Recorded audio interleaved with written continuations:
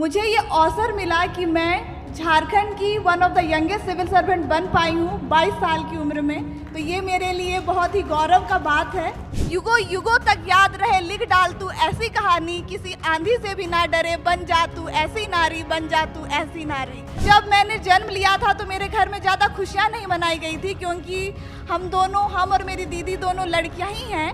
बिना किसी कोचिंग के अपने पहले ही अटेम्प्ट में जेपीएससी जैसे कठिन परीक्षा को मैं पास कर पाई हूँ।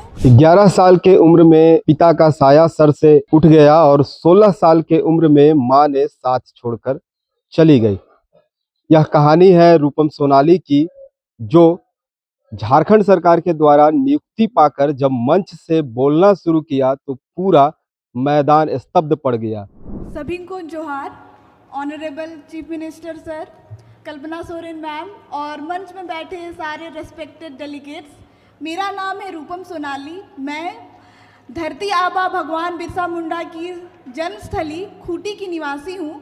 मेरा चयन 11वीं से 13वीं जेपीएससी में वित्त सेवा में हुआ है और मुझे ये अवसर मिला कि मैं झारखंड की one of the youngest civil servant बन पाई हूँ 22 साल की उम्र में। तो ये मेरे लिए बहुत ही गौरव का बात है।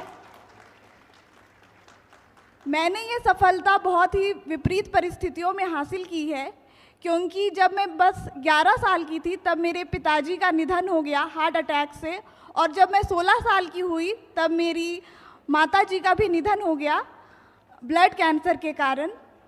तब से लेकर आज तक मैंने अपनी जो फाइनेंशियल असिस्टेंस है वो ट्यूशन पढ़ाकर पूरी की है, और बीते सालों से मुझे काफ़ी हद तक हेल्प मिला मैया सम्मान योजना के द्वारा भी।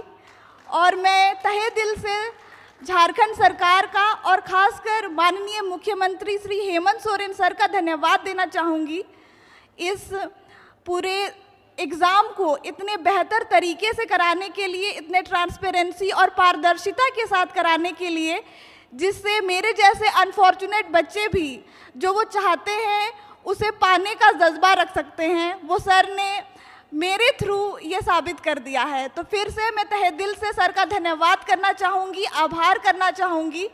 और जब मैंने जन्म लिया था तो मेरे घर में ज़्यादा खुशियाँ नहीं मनाई गई थी, क्योंकि हम और मेरी दीदी दोनों लड़कियाँ ही हैं।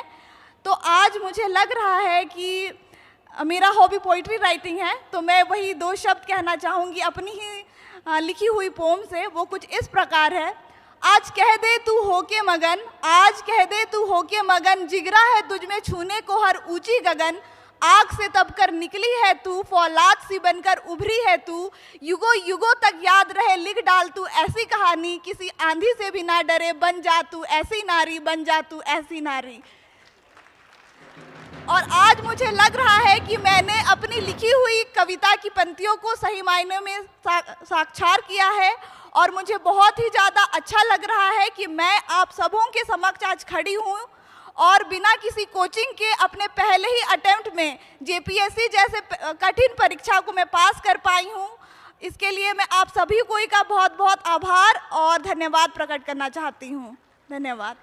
हेमंत सरकार के दूसरे कार्यकाल का पहला वर्षगांठ था और इस वर्षगांठ पर नियुक्तियों की बौछार हो रही थी। इस नियुक्ति में एक ऐसी युवती सामने आई जो महज 22 वर्ष की उम्र में जेपीएससी कंप्लीट किया और यह पहली महिला बनी जो इतनी कम उम्र में जेपीएससी कंप्लीट की। यह वही लड़की है जो भगवान बिरसा मुंडा की धरती से आती है और मंच से इस तरह अपनी कहानियों को सुनाती है कि पूरा मैदान है स्तब्ध हो जाता है।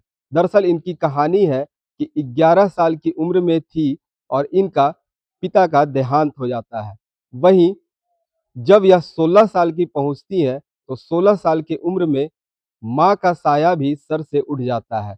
माँ ब्लड कैंसर के कारण माँ का आकस्मिक मृत्यु हो जाता है और इसके बाद इन्होंने जो पढ़ाई शुरू की और पीछे मुड़कर ये नहीं देखी है।